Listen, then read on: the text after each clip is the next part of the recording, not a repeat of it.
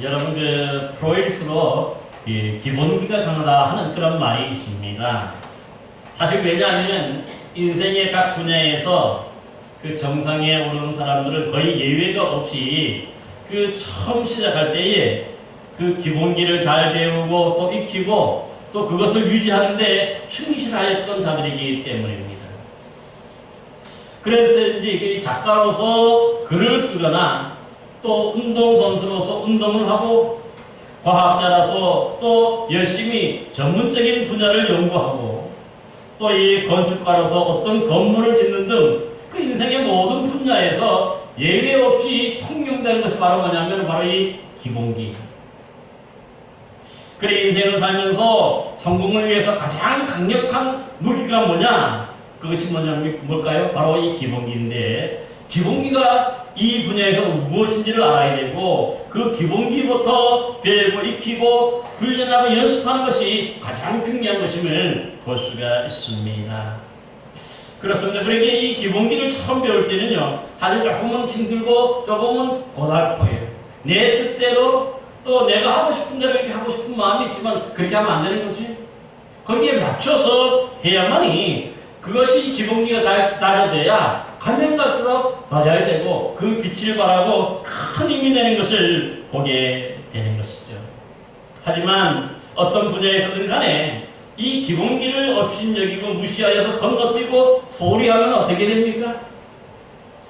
사실 이 처음에 기본기가 없어도 꽤 잘 되는 것 같아요. 그러나 그 얼마 가지 못하죠. 머지않아서 반드시 한계에 부딪히게 되고 더 이상 발전하지도 못하고 무너지게 되는 것을 보게 됩니다.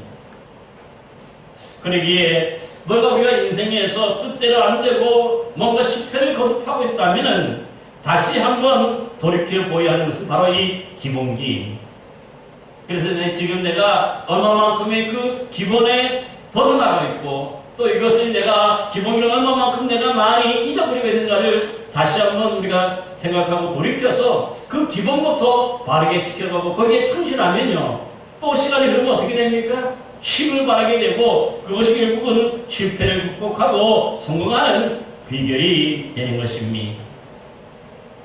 여러분 오늘 우리가 지금까지 마태복음 5장에서 7장까지 산상순이라고 그러는데요. 예수님께서 직접 가르쳐 주신 말씀이죠. 그 말씀을 한마디로 요약한다면 하늘에 계신 아버지의 뜻대로 행하는 자들이 하나님 나라 천국에 들어갈 수 있다 말씀하셨습니다. 하지만 그렇지 않고 아무리 주의 이름으로 선지자 노릇하고 주의 이름으로 귀신을 쫓아내고 또 주의 이름으로 많은 권능을 행한다 할지라도 이 불법을 행하였다면 결코 천국에 들어가지 못하고 모두가 다 멸망에 들어가게 됨을 가르쳐 주셨습니다. 이제 오늘 이 말씀은요, 그래서 이 산상순의 총 결론의 말씀이 되는데, 바로, 지혜로운 건축자와 이 어리석은 건축자의 비유를 통해서 우리 신앙인들이 기본적으로 갖춰야 될 그 믿음의 기본기, 그 신앙의 기본기가 무엇인지를 우리에게 가르쳐 주시고 있습니다. 여러분 예수님 당시에 이 시냇가에 쌓인 모래는요, 이 비 한 방울 내리지 않은 건기에는 그것이 아주 굳어가지고 딱딱한 시멘트처럼 보인다. 그러기에 이 어리석은 건축자는요, 그것이 단단하기 때문에, 당장에 단단하기 때문에 거기에 속아서 그 위에 건물을 짓고 또 이 건축을 하게 되는 것이죠. 하지만 어떻습니까? 이스라엘은요, 이 건기도 있지만 또 비가 많이 내리면 우기가 있어. 우기가 내리면 이 비가 많이 내리면 물이 어디로 스며듭니까? 그 모래에 스며들면 어떻게 됩니까? 그 딱딱한 것 같았던, 굳은 것 같았던 이 모래 표면이 알갱이로 다 흩어지게 되지. 힘을 잃어버려요.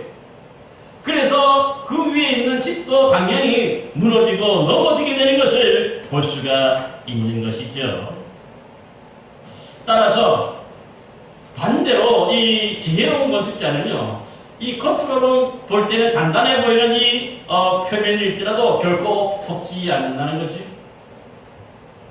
그래서 이 지혜로운 건축자는 진짜 튼튼하고 단단한 그런 안반을 찾아서 그 위에 건축을 하고 집을 지어야 되는 것을 알고 있는 자들이죠.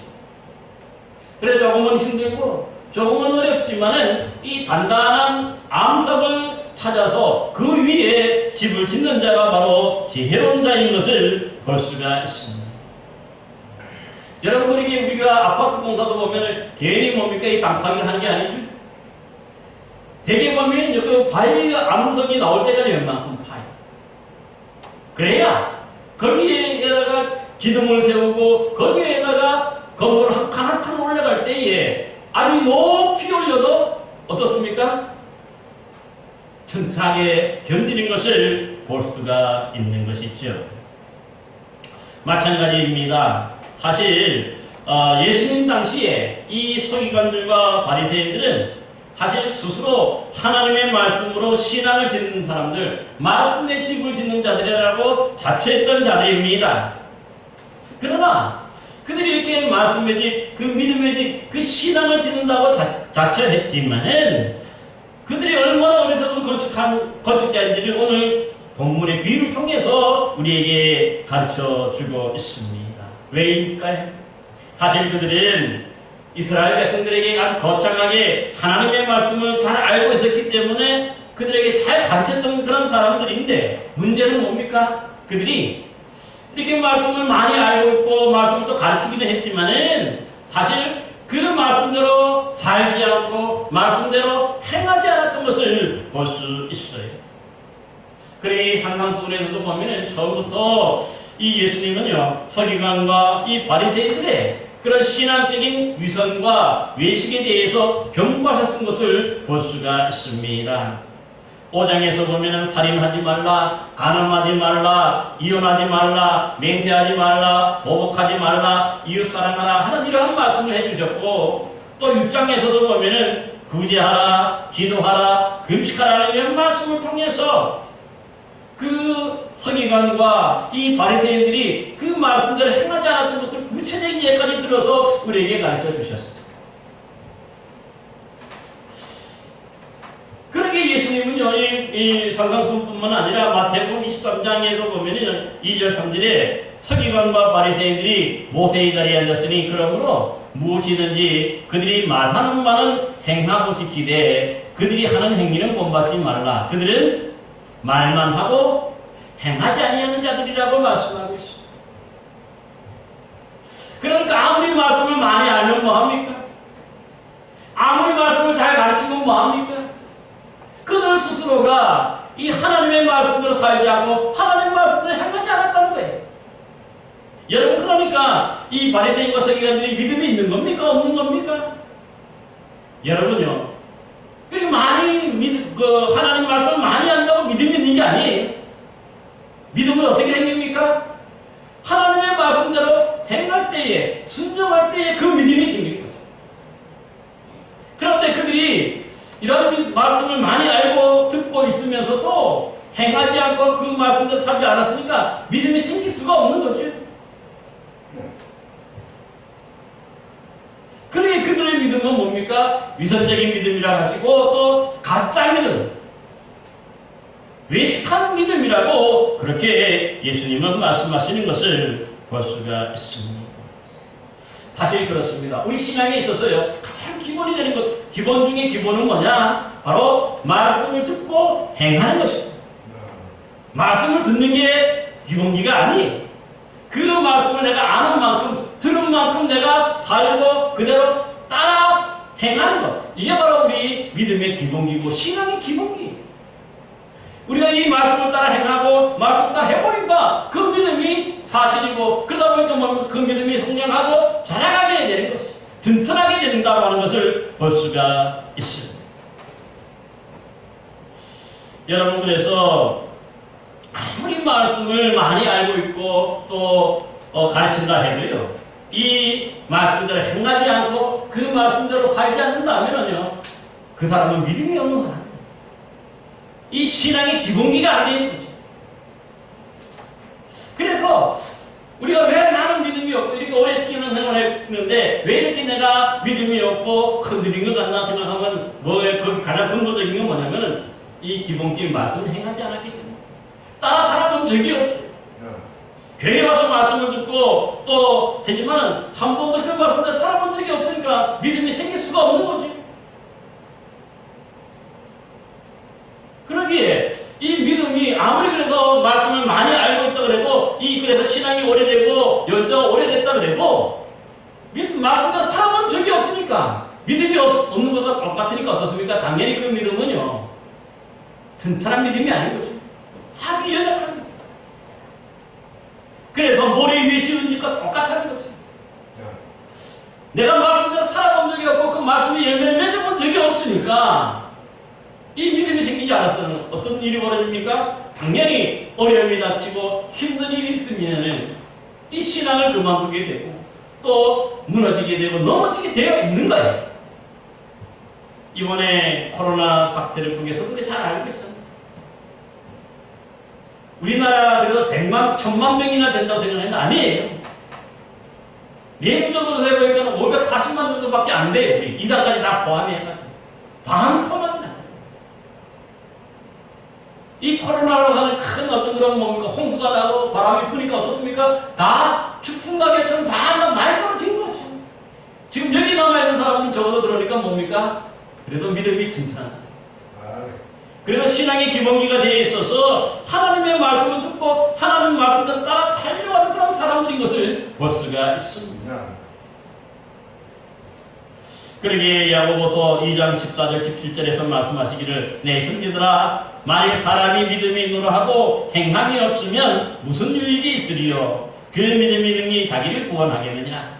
만일 형제나 자매가 헐벗고 일용할 양식이 없는데 너희 중에 누구든지 그에게 이르되 평안히 가라 덥게 하라 배부르게 하라 하면서 그 몸에 쓸 것을 주지 아니하면 무슨 유익이 있으리요? 이와 같이 행함이 없는 믿음은 그 자체가 죽은 것이라고. 말씀을 많이 하는 것이 살아있는 믿음이 아니라 말씀을 행하는 믿음이 살아있는 믿음이라는 거예요. 아무리 많은 말씀을 알더라도 그 말씀대로 행하지 않고 따라 살지 않으면 그 믿음 자체가 죽은 믿음이라는 거예요. 엄청난 말씀이죠. 나는 믿음이 있는 것 같고 살아 역사하는 믿음 같은데 주님이 볼 때는요 이 행함이 없으면 순종함이 없으면 결국은 죽은 믿음이라고 그렇게 말씀하는 것을 볼 수가 있는 것이죠. 사랑하는 성도 여러분, 그러기에 진짜 믿음은 뭐냐? 하나님이 말씀하신 대로 한번 그 말씀대로 살아보는 거죠. 그래서 여러분 그 마태복음 5장에 25장에 보면 양과 염소의 비유에서도 보면 어떤 말씀을 합니까? 주님이 마지막 날 심판하실 때 보니까 천국에 들어가는 자들은 어떻게 말씀해요? 주님이 거기 보십시오. 칭찬할 때 내가 가난한 자에게 옷을 입히고 굶은 자에게 먹을 것을 주고 병든 자를 찾아가고 옥에 갇힌 자를 찾아가 위로하고 그랬다고 예수님 칭찬하죠. 그럴 때 뭐라고? 나는 그런 적이 없는데 언제 그랬습니까? 그는 말씀대로 살아간 거죠. 그런데 말대로 이 지옥에 가는 사람들은 뭐라고 합니까? 우리가 언제 주님을 만나겠습니까? 그렇게 얘기하잖아요. 근데 주님은 말씀할 때 지극히 작은 자 하나에게 한 것이 곧 나에게 한 것이라고 얘기해요. 말씀대로 산 거예요. 말씀대로 사니까 그들은 뭡니까? 천국에 가고 말씀대로 살지 않는 사람은 바로 지옥에 가는 것을 보게 됩니다. 따라서 여러분 우리의 믿음이요 항상 오래된다고 중요한 것이 아니라 사실 말씀대로 살아가는 이 말씀의 기본기, 신앙의 기본기를 잘 지키는 사람들, 그대로 행하는 사람들이 바로 하나님 나라에 들어가고 천국에 들어가게 되는 것을 기억하시기를 바랍니다. 여러분 그 믿음의 조상 아브라함을 보시기 바랍니다. 믿음의 조상이 아브라함은 하나님께서 너는 너의 고향과 친척 아버지 집을 떠나 내가 네게 보여줄 땅으로 가라 하였을 때 아브라함은 어떻게 합니까? 창세기 12장 4절에 보면 아브라함은 여호와의 말씀을 따라갔다고 얘기해요. 하나님의 말씀을 따라서 기꺼이 가나안 땅으로 들어갔어요. 그러기에 그가 믿음의 조상이 되는 복을 받게 되는 것 아닙니까? 뿐만 아니죠. 여러분, 하나님께서 아브라함을 시험하시기 위해서 그 벳세에 난 아들 이삭을 제물로 드리라고 그렇게 얘기해요. 번제로 드리라. 번제를 태워서 드리는 거거든요. 그러니까 죽여서 드려야 돼요. 이럴 때 아브라함은 어떻게 합니까? 이런 마음 가지 않고 묵묵히 자기 아내에게도 알리지 않아요. 사라에게도 알리지 않고 그 아들을 데리고 번제를 나무를 가지고 가는 것을 볼 수 있어요. 그래서 그 모리아 산에 가서 어떻게 합니까? 진짜 이 자기 아들 꽁꽁 묶어가지고 그 제단 위에 놓고 칼을 들어 죽이려고 합니다. 그러니까 하나님이 어떻게 합니까? 하나님이 급하게 말리시잖아요. 말씀을. 이제야 내가 나를 사랑하는 줄 안다는 거예요. 여러분, 이런 믿음이기 때문에 이 아브라함은 뭡니까? 하나님이 말씀하시면 말씀하신 그대로 바로 행하였던 그런 믿음의 사람임을 볼 수가 있어요. 그래서 이 믿음 땅이라고 하는 이 히브리서 13장에 보면은 이 아브라함은 하나님이 자기가 이 이삭을 비록 죽여서 하나님께 드리면 하나님이 다시 살려주실 줄로 믿었다고 얘기해요. 이게 믿음이잖아요. 그렇게 행하는 믿음이 있으니까 하나님이 채워주시는 거예요. 어떻게 채워주십니까? 여호와 이레로 채워주시는 것을 볼 수가 있습니다. 그러므로 오늘 우리들도요, 이 말씀대로 듣고 행하고 따르는 그런 단단한 믿음의 기본기를 다지는 저와 여러분들이 되어야 할 줄로 믿습니다.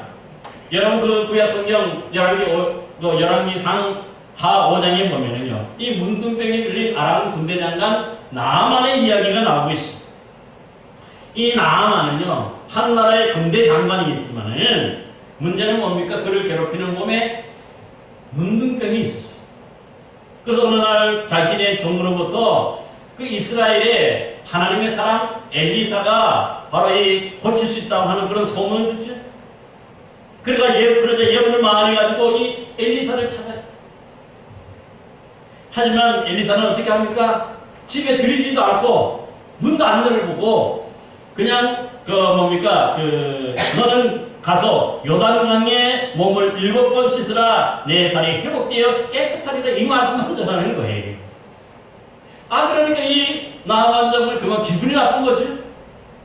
뭔가 그래도 잘 영접하고 대접하고 고쳐줄 줄 알았는데 아예 집에 들이지도 않고 그러니까 영접하지도 않고 그냥 요단강에 가서 몸을 7번이나 씻기로 하면 이 말만 하니까 얼마나 기분 나쁩니까? 그래서 화가 나서 그냥 모든 걸 가지고 돌아가는 거예요. 그때에 그 나아만의 종들이 이렇게 얘기하죠. 내 아버지여, 선지자가 당신에게 큰 일을 행하라 말하였다면 행하지 아니하였으리까 하물며 당신에게 이르기를 씻어 깨끗하게 하라 함이니까 하면서 엘리사 선지자가 한 말 그대로 따라 행하라는 거예요. 이에 나아만 장군이 종들의 말을 듣고 돌이켜서 하나님의 사람의 말대로 요단강에 7번 몸을 담그니 그의 살이 어린 나이의 살같이 회복되어 깨끗하게 되었다 말씀하는 것입니다. 그렇습니다. 만약에 때 이 나아만 장군도요, 자신의 이 자존심만 생각하고 하나님의 말씀이 선지자를 통해 주는 그 말씀을 그가 따라 행하지 않고 순종하지 않았다면 결코 그 문둥병을 고칠 수가 없었을 거예요. 그렇지만 그가 이 하나님의 선지자의 말을 듣고 그대로 순종하니까 그 말을 따라가니까 그가 그동안 괴롭혔던 그 모든 문둥병에서 깨끗하게 고침받고 마치 아기 살같이 되었다고 얘기해요. 완전히 회복되어서 그의 삶이 내가 앞으로는 하나님만 섬기겠다고 그렇게 또 다짐하는 것도 보게 되는 것입니다. 뿐만 아니죠. 우리 주님 예수님도 마찬가지입니다. 여러분, 하나님께서 이 땅에 보내주신 예수님은 처음부터 하나님의 말씀이라면 100% 순종하신 분이시죠. 어느 날 베드로가 주는 그리스도시요 살아계신 하나님의 아들입니다 하는 그런 신앙 고백을 한 후에 예수님은 자신이 이제 예루살렘에 올라가 대제사장과 장로들에게 권한을 받고 십자가에 달려 죽으셨다가 3일 만에 다시 살아나실 것을 예고했습니다. 그러자 선지자 베드로는 예수님을 붙잡고 항변하였다는 거죠. 그러면서 주여 그리 마옵소서 이 일이 결코 주께 미치지 아니하리라 합니다. 그러자 이 예수님은 베드로를 향해 어떻게 얘기합니까? 사탄아, 내 뒤로 물러가라. 너는 나를 넘어지게 하는 자로다. 내가 하나님의 일을 생각하지 아니하고 도리어 사람의 일을 생각하는도다. 그렇게 꾸짖는 것도 볼 수가 있어요. 왜 이렇게 꾸짖습니까? 예수님을 위해서 뭡니까? 십자가 지지 못하게 보호하고 지켜주겠다는데 왜 예수님이 이렇게 꾸짖는 겁니까? 그것은 바로 하나님의 말씀대로 철저하게 순종하는 것이 예수님의 사명이잖아요.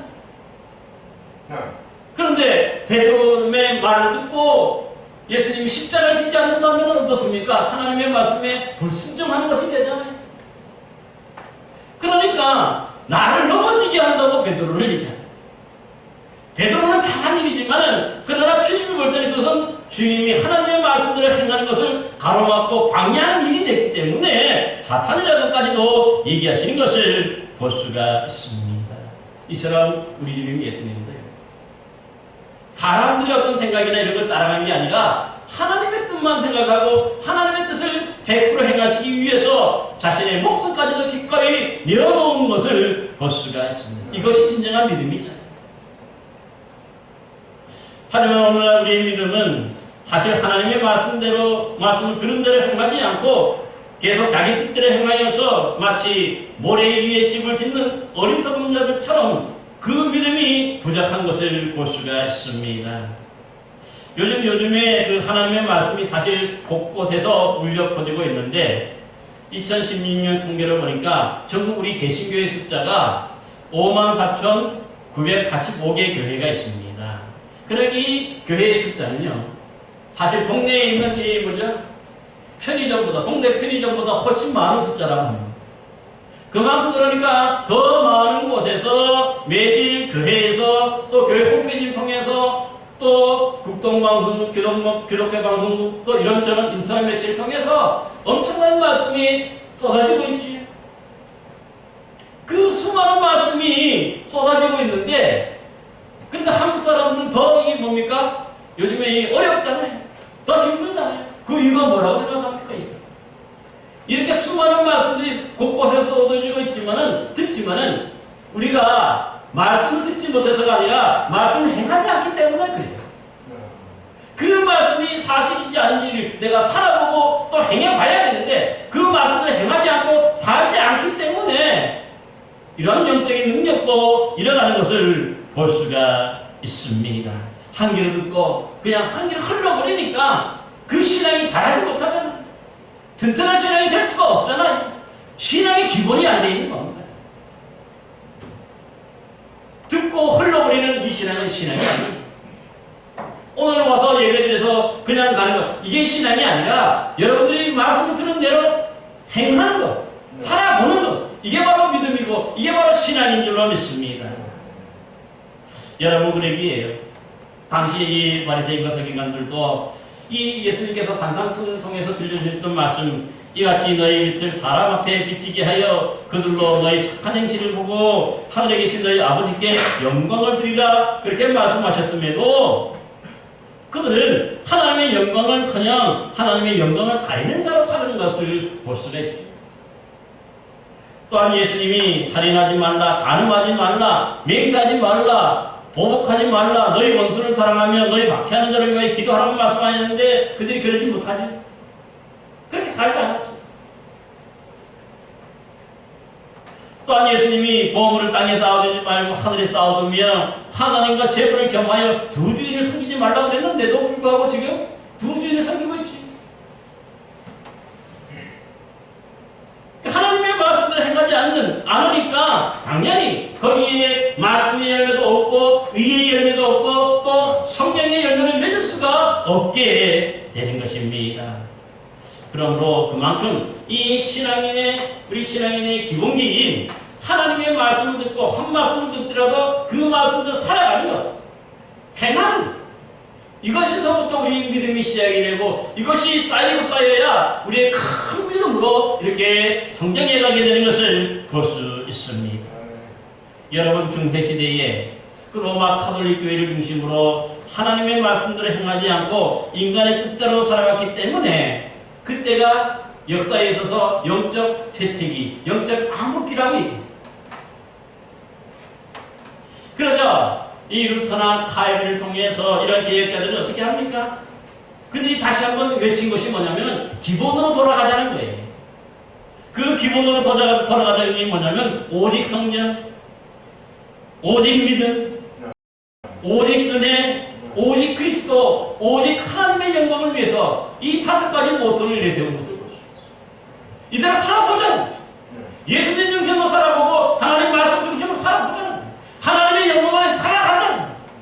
이것이 회복되지 않으면 결국은 뭡니까? 그 영적 생태계가 회복되지 않는다는 거죠. 죽은 믿음입니다.